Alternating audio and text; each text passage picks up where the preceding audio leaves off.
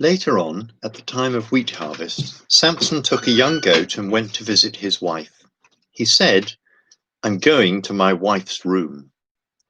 But her father would not let him go in. "I was so sure you thoroughly hated her," he said, "that I gave her to your friend. Isn't her younger sister more attractive? Take her instead."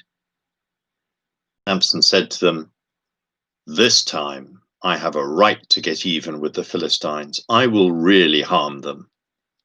So he went out and caught 300 foxes and tied them tail to tail in pairs.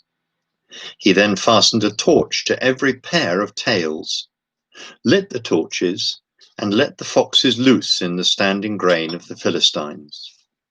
He burned up the shocks and the standing grain, together with the vineyards and olive groves.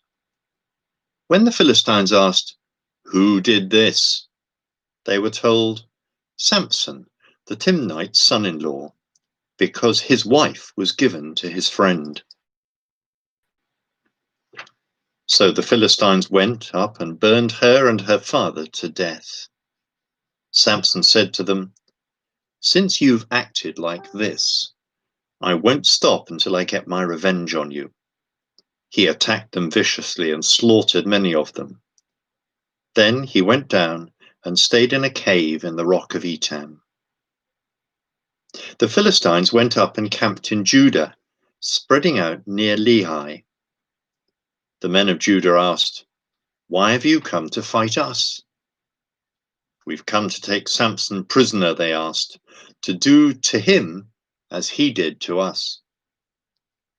Then 3,000 men from Judah went down to the cave in the rock of Etam and said to Samson, "Don't you realize that the Philistines are rulers over us?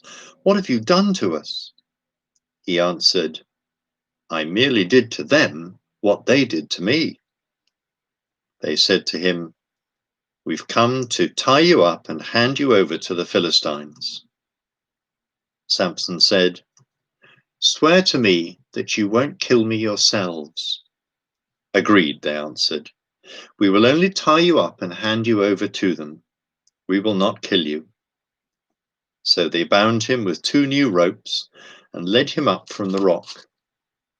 As he approached Lehi, the Philistines came toward him, shouting. The Spirit of the Lord came upon him in power. The ropes on his arms became like charred flax, and the bindings dropped from his hands. Finding a fresh jawbone of a donkey, he grabbed it and struck down 1,000 men. Then Samson said, "With a donkey's jawbone, I have made donkeys of them. With a donkey's jawbone, I have killed 1,000 men." When he finished speaking, he threw away the jawbone, and the place was called Ramath Lehi.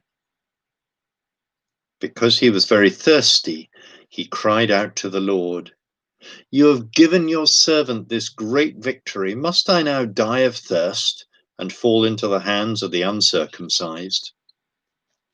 Then God opened up the hollow place in Lehi, and water came out of it. When Samson drank, his strength returned, and he revived. So the spring was called En Hakkore, and it's still there in Lehi. Samson led Israel for 20 years in the days of the Philistines.